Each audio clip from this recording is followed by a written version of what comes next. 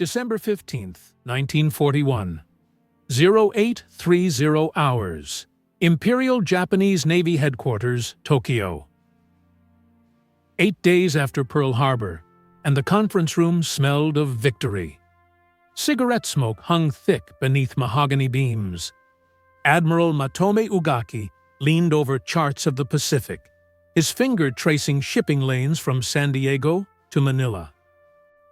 "Aircraft carriers are fragile weapons," he said, addressing a room of decorated naval officers. "One torpedo, one shell, they burn like kindling." The other admirals nodded. They'd spent their lives in the church of the battleship. The doctrine was called Kantai Kessen, decisive battle. One apocalyptic clash of steel titans. Gun against gun. Armor against armor. The way naval warfare had been fought since Trafalgar. Ugaki tapped the chart. "The Americans will rebuild their battleship fleet. That's when we'll engage them. Carriers are for reconnaissance, for spotting the enemy fleet, so our guns can finish the job." He had the numbers to back it up. The Yamato, pride of the combined fleet, displaced 72,000 tons.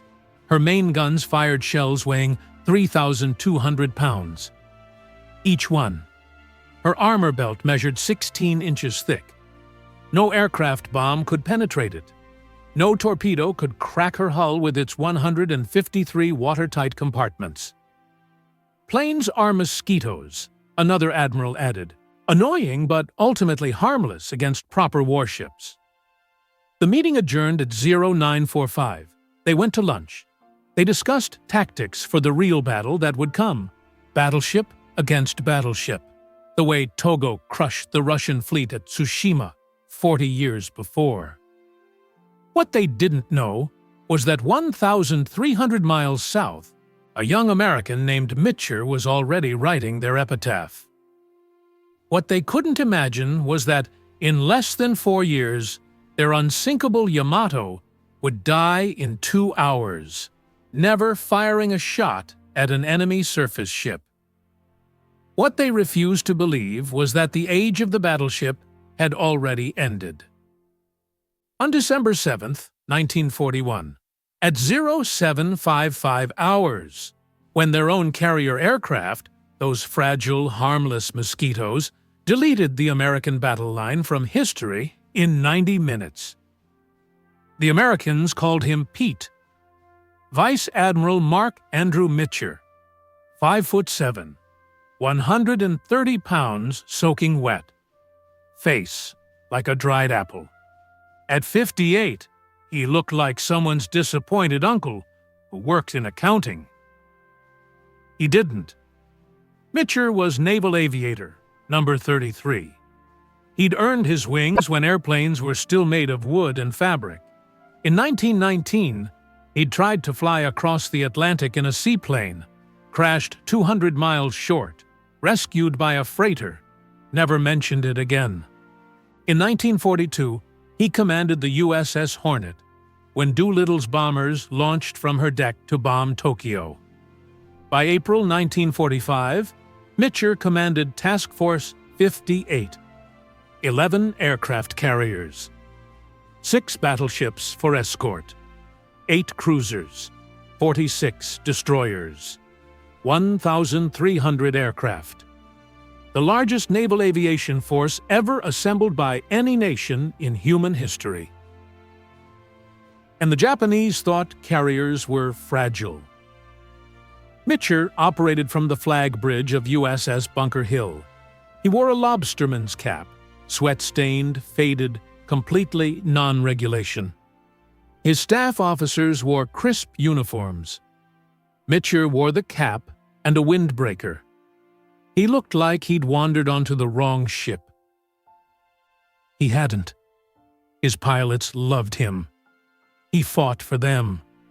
When Admiral Spruance wanted to recover aircraft after dark, dangerous, easy way to crash, Mitscher ordered every ship in the task force to turn on their lights.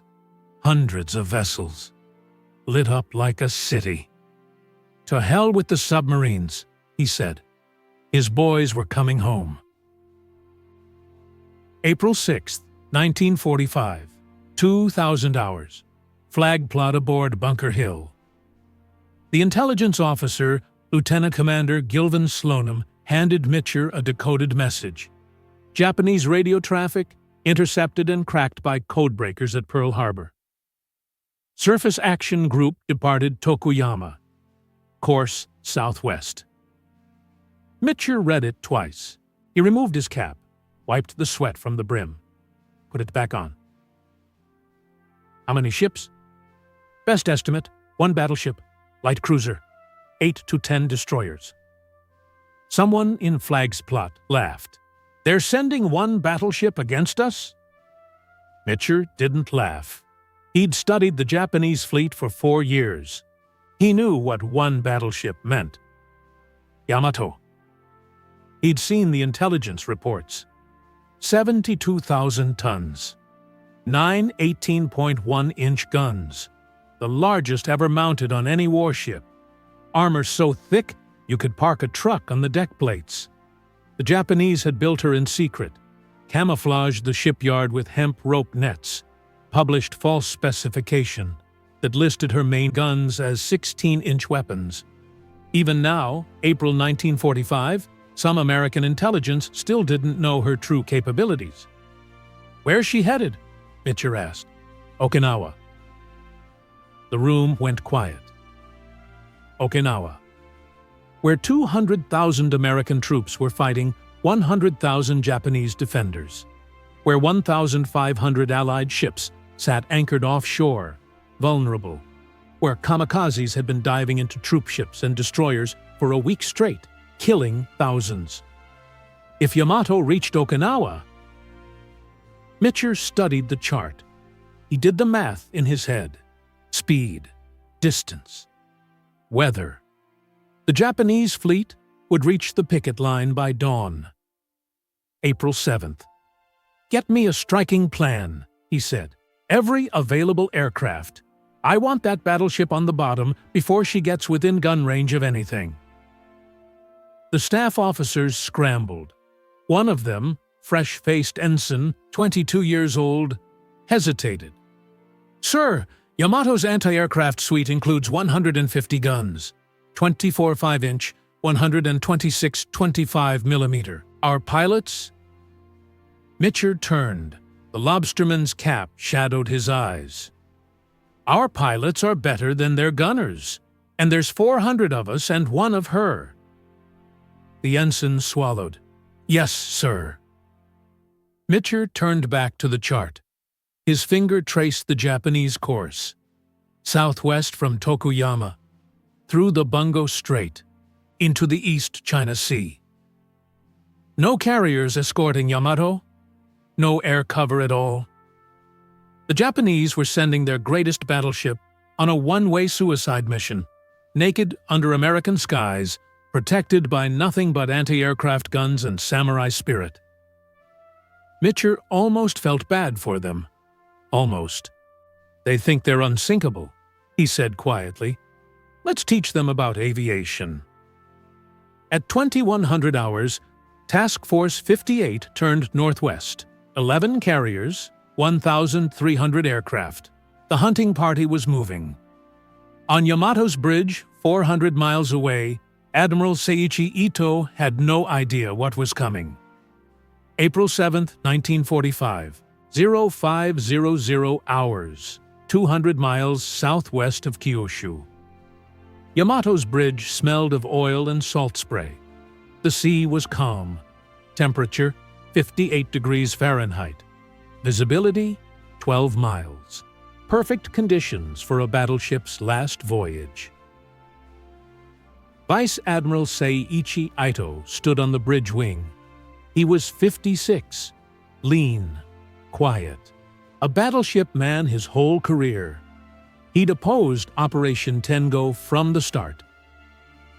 This is suicide, he'd told Admiral Toyota 3 days earlier. We have no air cover, no fuel to return. You're asking me to beach the Yamato like a kamikaze and use her as a shore battery until she's destroyed. Toyota had been blunt. the Emperor himself asked what the Navy was doing.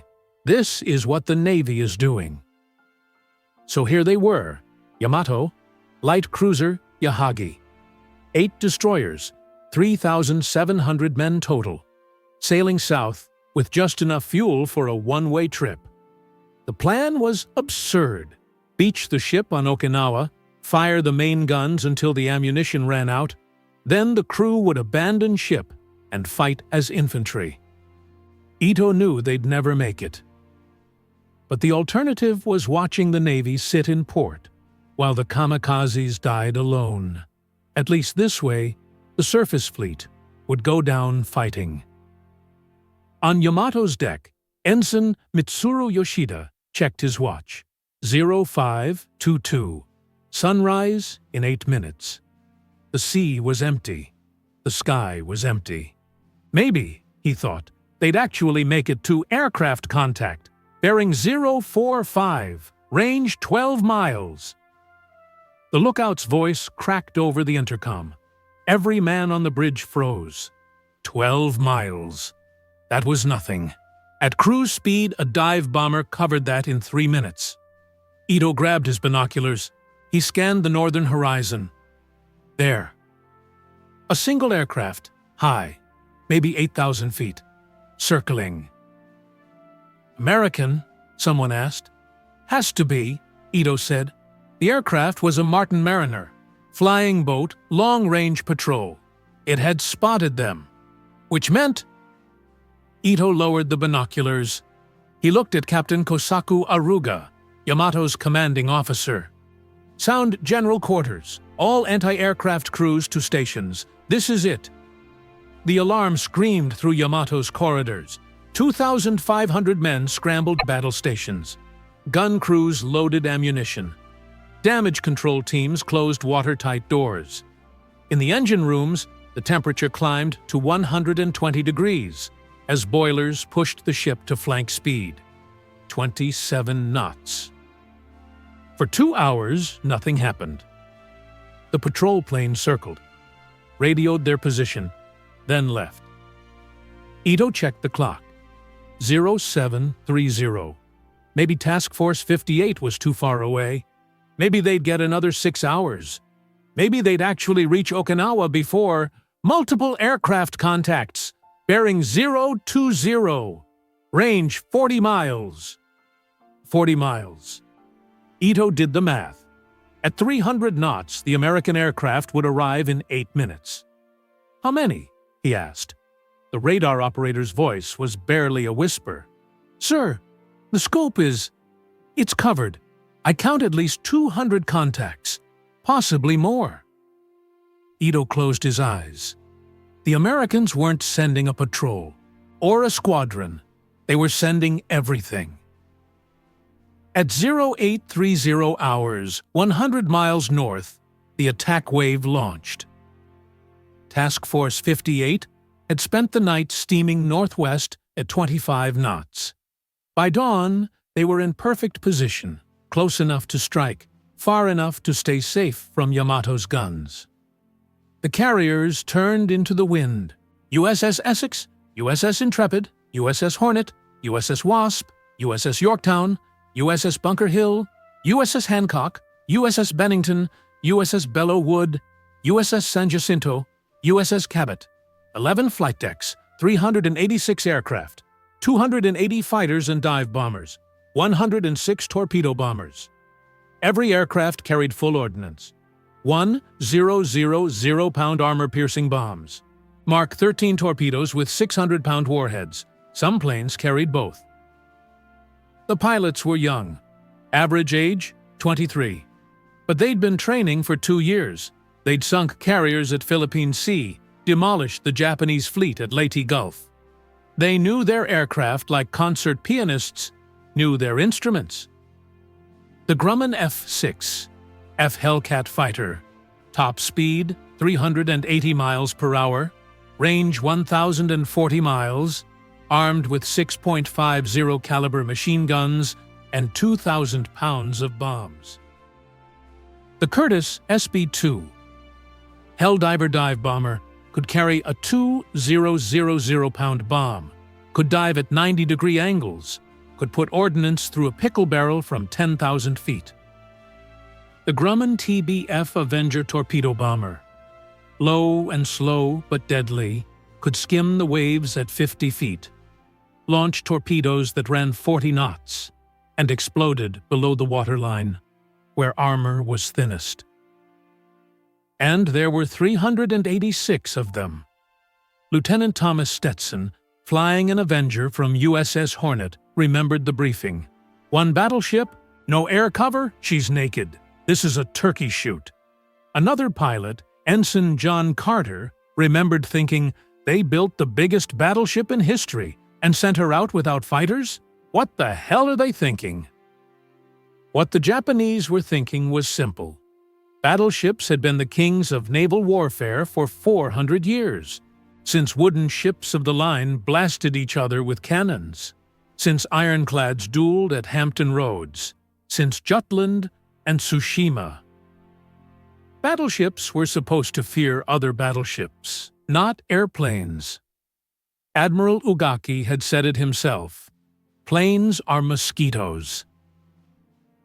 He was about to discover what 386 mosquitoes could do. At 1,000 hours, the American aircraft spotted Yamato. She was beautiful. Even the American pilots admitted it. 863 feet long, gray-blue camouflage, massive pagoda superstructure bristling with guns. The three main turrets, each holding three 18.1-inch rifles, looked like medieval castles. Lieutenant Stetson keyed his radio. "There she is. Christ, she's huge!" The formation split. Fighters went high, 12,000 feet, to suppress anti-aircraft fire. Dive bombers climbed to 10,000 feet. Torpedo bombers dropped to wave-top level, 60 feet above the water. The plan was coordinated chaos. Attack from all sides simultaneously. Overwhelm the defenses. Don't give the gunners time to focus. On Yamato's bridge, Ito watched the formation approach. He counted aircraft, stopped at 50, realized there were more behind them. "Hard to port," he ordered. "All guns open fire." 10 hours. Yamato's anti-aircraft guns erupted. 24 5-inch guns, 126 25mm autocannons, 12.7-centimeter rockets that burst into shrapnel clouds. The air filled with tracers, red, orange, white, arcing toward the American formation like deadly fireworks.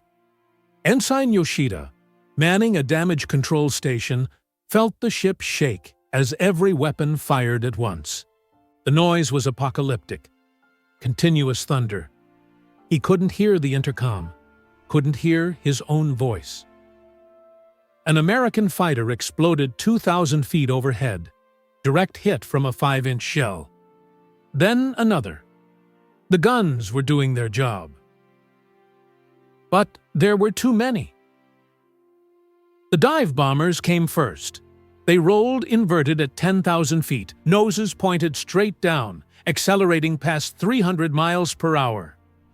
The pilots aimed for the center of the ship, the massive deck, impossible to miss. Yamato's deck crew watched them fall. Some froze, some ran. There was nowhere to go.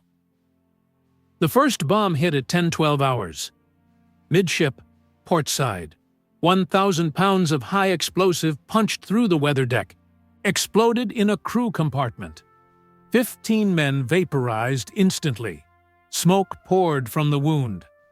Second bomb, aft deck near the seaplane catapult. The catapult disintegrated. Fire spread to ready ammunition stores. 25mm rounds cooked off like popcorn. Third bomb, direct hit on the pagoda superstructure. The blast killed 12 men in the fire control center. Yamato's main guns lost centralized targeting. Each turret would have to aim independently. And that's when the torpedoes arrived. The Avengers came in low, 60 feet above the waves. 200 miles per hour, from 4 directions simultaneously: north, south, east, west. The plan was called a hammer and anvil. Force the ship to turn toward one group of torpedo planes, exposing her flank to another group. Ito knew the tactic. Every naval officer did. But knowing, it didn't matter. He had to choose. "Hard starboard," he ordered. Yamato heeled into the turn. 72,000 tons pivoting like a dancer. Her screws thrashed the water. The turn was beautiful. Textbook. It didn't save her. The first torpedo struck at 10:18 hours. Port side, amidships, below the waterline. The explosion opened a hole 30 feet wide. The sea poured in. 3,000 tons of water in the first minute. Second torpedo, port side, aft, near the rudder mechanism. Yamato's steering degraded by 40%. She could still turn, but slowly, like fighting with a broken arm. Third torpedo, same location. The rudder jammed at 15 degrees port. Now she couldn't steer at all, just circle slowly to the left, exposing her wounded port side to more attacks. It was 10:22 hours, 12 minutes into the battle. Yamato had taken 3 bomb hits and 3 torpedo hits. She was on fire. She was flooding. She could barely steer. And there were 300 more aircraft overhead. On USS Bunker Hill, Mitscher watched the strike reports come in. Each carrier radioed when their aircraft scored hits. The tally board filled up. 0 minutes. First bombs hit Yamato. 8 minutes. 3 torpedoes confirmed. 12 minutes. Cruiser Yahagi hit multiple times. Dead in water. 15 minutes. Destroyer Isokaze sinking. 18 minutes. Yamato's speed reduced to 18 knots. Mitscher sipped coffee from a tin cup. His face showed nothing. "How's our aircraft losses?" he asked. 3 fighters confirmed. 2 bombers probable. Still awaiting final count. 5 aircraft, maybe 7. Against the greatest battleship ever built. Mitscher nodded slowly. He turned to his chief of staff. "Prepare a second wave. I want her finished." Back on Yamato, Ensign Yoshida was waist-deep in water. The damage control teams were losing. For every hatch they sealed, another torpedo blew a new hole. The pumps couldn't keep up. The port list increased. 5 degrees, then 10, then 15. A 15-degree list on a battleship means the end is near. Yoshida sloshed through a flooded passageway, heading for the port-side compartments. His job was to seal a hatch before the entire section flooded. He was 22 years old. He'd graduated from the Naval Academy 9 months ago.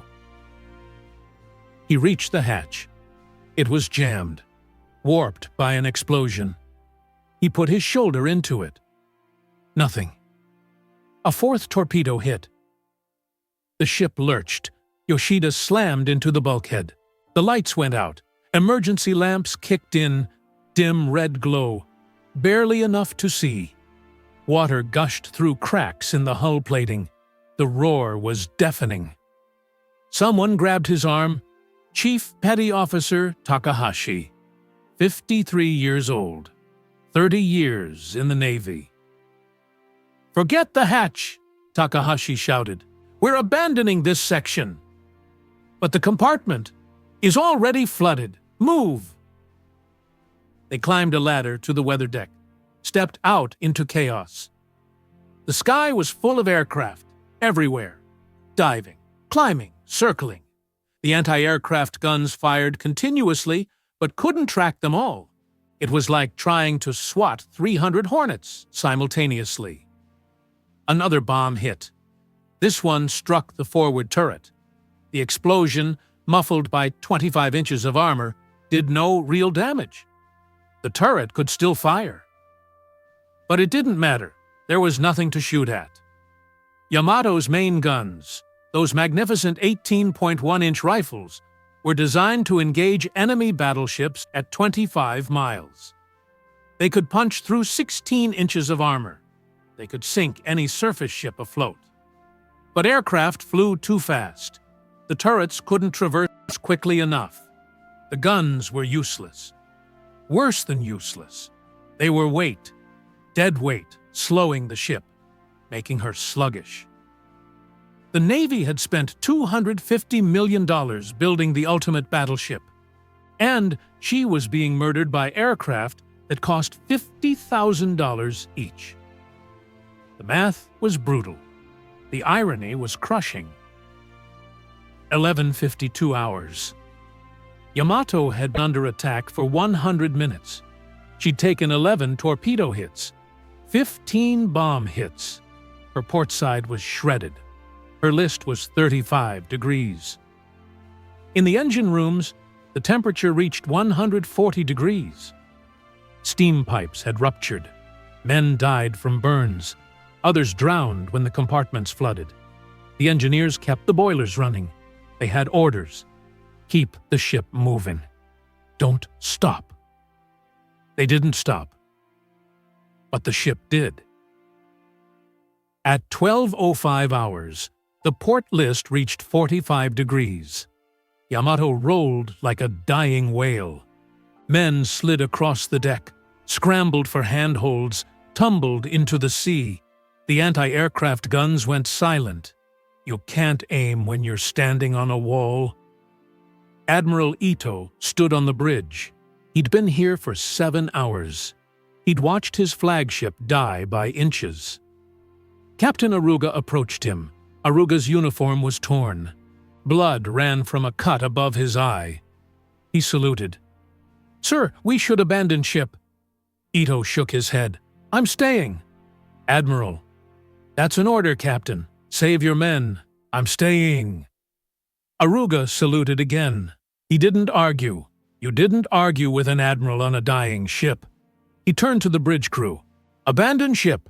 All hands abandon ship." Sailors poured onto the weather deck. The list was 80 degrees now. The ship was nearly on her side. Men jumped. The water was cold, 58 degrees, but better than going down with the ship. Ito walked to his cabin. He removed his jacket, sat down at his desk. He wrote a final message. For the Emperor, for Japan. At 14:02 hours, the list reached 90 degrees. Yamato rolled completely. Her starboard side pointed at the sky, her port side submerged. Ensign Yoshida clung to a railing. He watched the ship die. The water was coming. He couldn't swim. He couldn't let go. He was going to. Someone grabbed him. Chief Takahashi. "Jump, you fool!" They jumped together. 14:23 hours. Yamato's forward magazines exploded. 1,200 tons of high explosive. Cordite, shells, powder bags. It all went up at once. The explosion was visible from 100 miles away. Yamato's forward magazines exploded. 1,200 tons of high explosive. Cordite, shells, powder bags. It all went up at once. The explosion was visible from 100 miles away. A mushroom cloud rose 20,000 feet into the air. The shock wave knocked American pilots sideways in their cockpits. Lieutenant Stetson, circling at 8,000 feet, watched the fireball bloom. He keyed his radio, but couldn't speak. Just watched.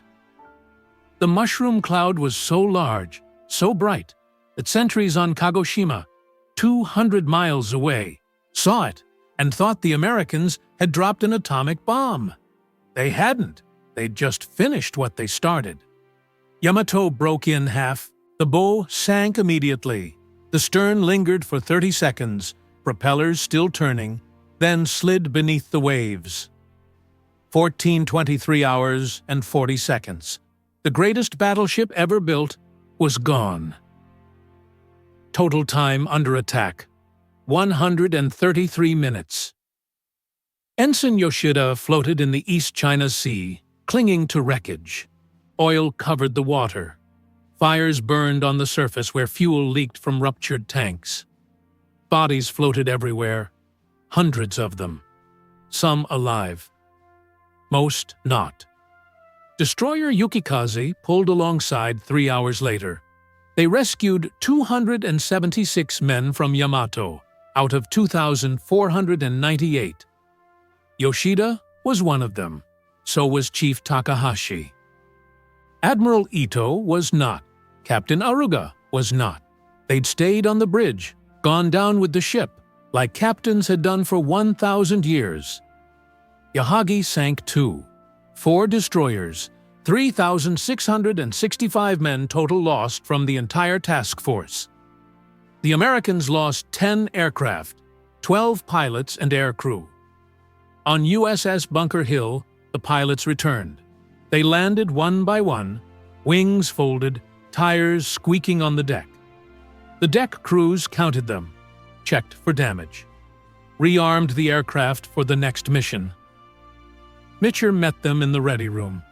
He stood at the front, hands in his pockets, lobsterman's cap pushed back. "Yamato?" he asked. "On the bottom, sir," Lieutenant Stetson reported. "Blew up like the 4th of July." Mitscher nodded. He walked to the front of the room, studied the pilots. 23 years old, average. Kids, really. Kids who'd just sunk the most powerful surface combatant ever built. "You did good work," he said quietly. "Yamato was their symbol, their pride. Now she's gone, and they know they can't stop us. Not with battleships, not with anything." The pilots said nothing. Some looked proud, some looked exhausted. One kid. Yamato's forward magazines exploded. 1,200 tons of high explosive, cordite, shells, powder bags. It all went up at once. The explosion was visible from 100 miles away. A mushroom cloud rose 20,000 feet into the air. The shock wave knocked American pilots sideways in their cockpits. Lieutenant Stetson, circling at 8,000 feet, watched the fireball bloom. He keyed his radio, but couldn't speak. Just watched. The mushroom cloud was so large, so bright, that sentries on Kagoshima, 200 miles away, saw it and thought the Americans had dropped an atomic bomb. They hadn't. They'd just finished what they started. Yamato broke in half. The bow sank immediately. The stern lingered for 30 seconds, propellers still turning, then slid beneath the waves. 1423 hours and 40 seconds. The greatest battleship ever built was gone. Total time under attack, 133 minutes. Ensign Yoshida floated in the East China Sea, clinging to wreckage. Oil covered the water. Fires burned on the surface where fuel leaked from ruptured tanks. Bodies floated everywhere, hundreds of them, some alive, most not. Destroyer Yukikaze pulled alongside 3 hours later. They rescued 276 men from Yamato out of 2,498. Yoshida was one of them. So was Chief Takahashi. Admiral Ito was not. Captain Aruga was not. They'd stayed on the bridge, gone down with the ship, like captains had done for 1,000 years. Yahagi sank too. 4 destroyers, 3,665 men total lost from the entire task force. The Americans lost 10 aircraft, 12 pilots and air crew. On USS Bunker Hill, the pilots returned. They landed one by one, wings folded, tires squeaking on the deck. The deck crews counted them, checked for damage, rearmed the aircraft for the next mission. Mitscher met them in the ready room. He stood at the front, hands in his pockets, lobsterman's cap pushed back. "Yamato?" he asked. "On the bottom, sir," Lieutenant Stetson reported. Blew up like the 4th of July. Mitscher nodded. He walked to the front of the room, studied the pilots.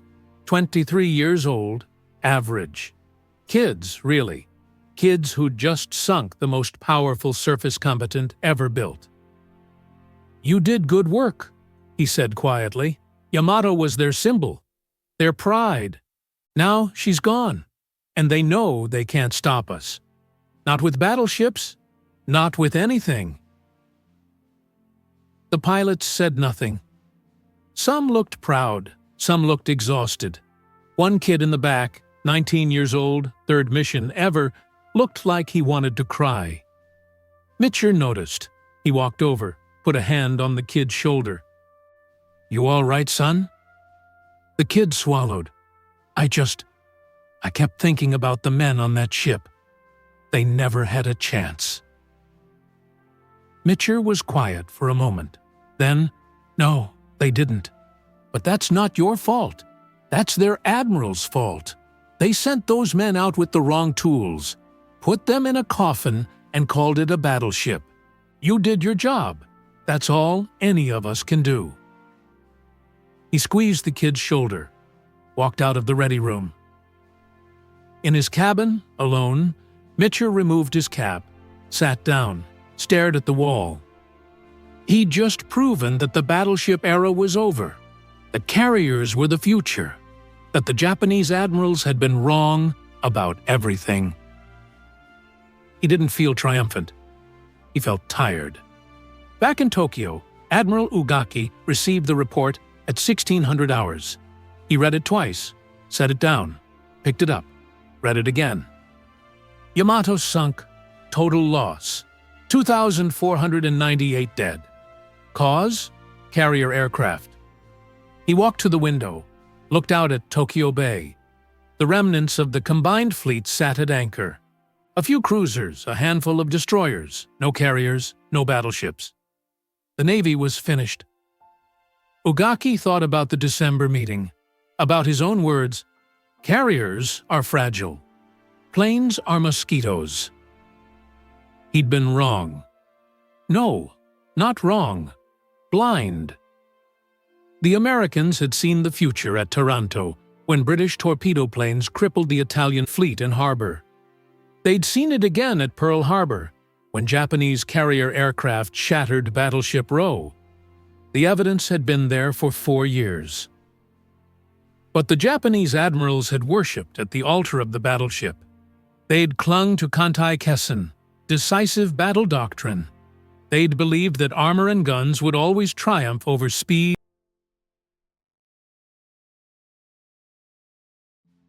But the Japanese admirals had worshipped at the altar of the battleship.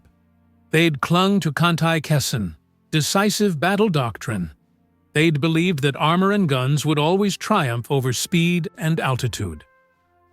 They'd built Yamato and Musashi, the 2 largest, most expensive, most powerful battleships in history, and used them as symbols instead of weapons, kept them in port, saved them for the decisive battle that never came.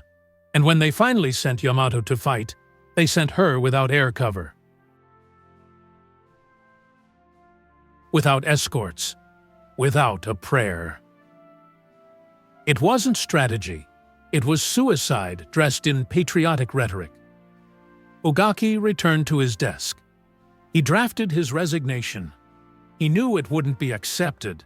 Admirals didn't resign in the middle of a war, but he wrote it anyway. At the bottom, he added a single line. "We built the finest sword ever forged and brought it to a gunfight." That night, across the Pacific, 276 survivors of Yamato huddled on the deck of destroyer Yukikaze. They were covered in oil, burned, exhausted. Some cried. Most stared at nothing.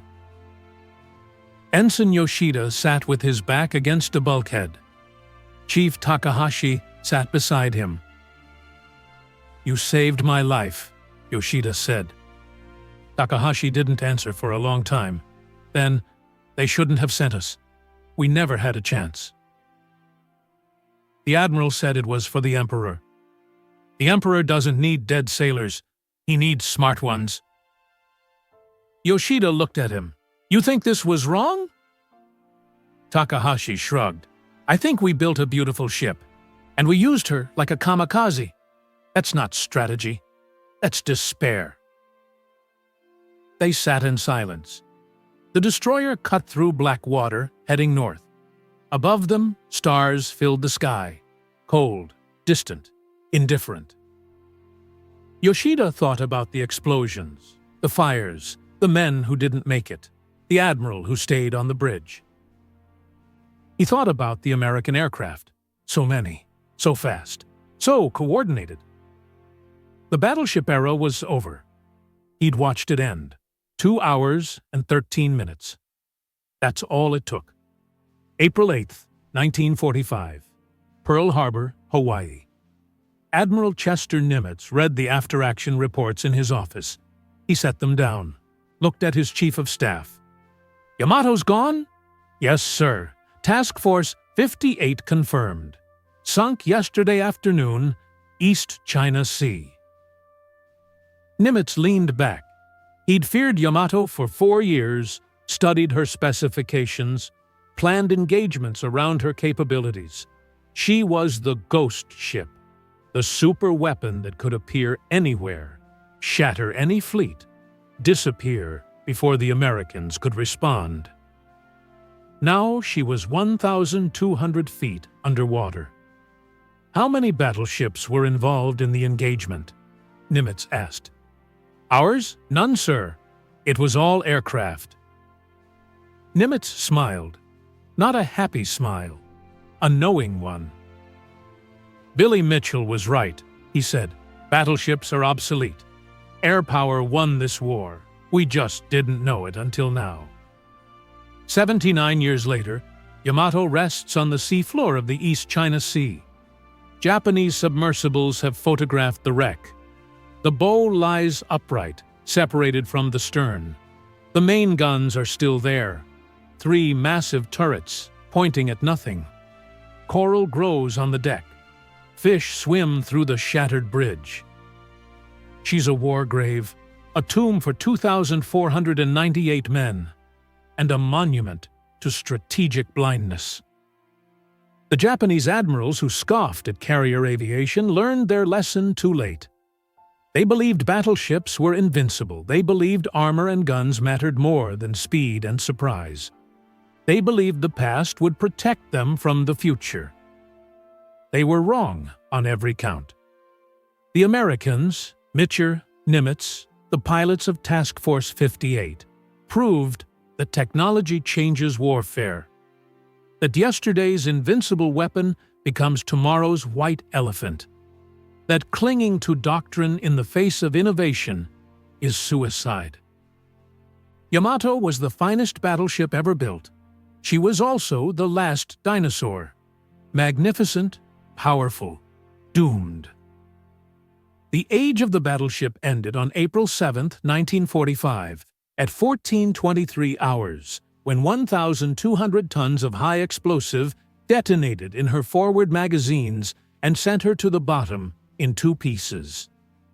It took 386 aircraft, 133 minutes, and a complete reimagining of naval warfare. The Japanese admirals had called aircraft Mosquitoes. They died drowning in mosquito bites. Ensign Mitsuru Yoshida survived the war. He wrote a book, Requiem for Battleship Yamato. In it, he described the final moments on the bridge. Admiral Ito standing at attention. Captain Aruga saluting one last time. The ship rolling, the water rising. Yoshida wrote, They died, believing in the old way, that courage and armor could defeat anything. They were wrong, but they died bravely. And maybe that's all we can ask. Vice Admiral Marc Mitscher retired in 1946. He died of a heart attack in 1947. He was 60. The strain of the war, the decisions, the losses, the weight of command had broken something inside him. At his funeral, a young pilot who'd flown at Yamato said He taught us that the future matters more than the past, that innovation beats tradition, that the best weapon isn't the biggest one, it's the one your enemy doesn't see coming. The lesson stands. Technology evolves. Doctrine must evolve with it. The nation that learns this survives.